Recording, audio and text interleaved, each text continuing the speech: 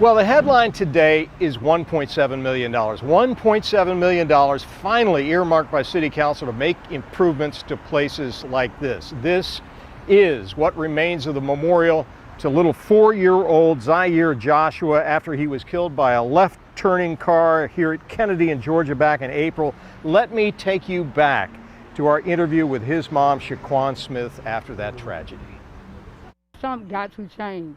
Something has to change.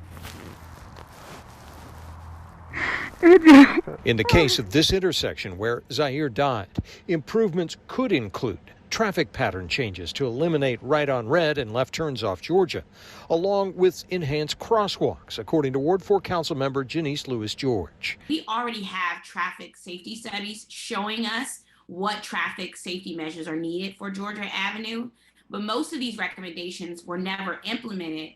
And we paid the price in car crashes and lives lost. The studies include recommendations up and down Georgia Avenue for curb, landscape, lane, and light changes designed to slow traffic down.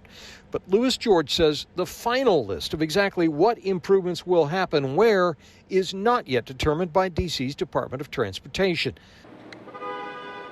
Another intersection that will get immediate attention is Georgia and Missouri, the most dangerous intersection in the entire ward, with 174 crashes since 2015. When I'm catching the bus in the morning, I see the rats here. It's confusing because it'll be like red and then the thing won't show.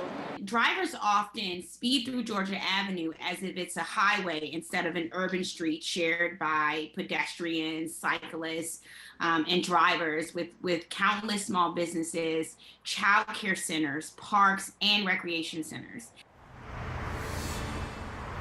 So a move forward instead of more study, $1.7 million in the case of this neighborhood in memory of 4-year-old Zay'aire Joshua, though again, DDOT has not come out yet with its final list of the improvements they intend to make with that money.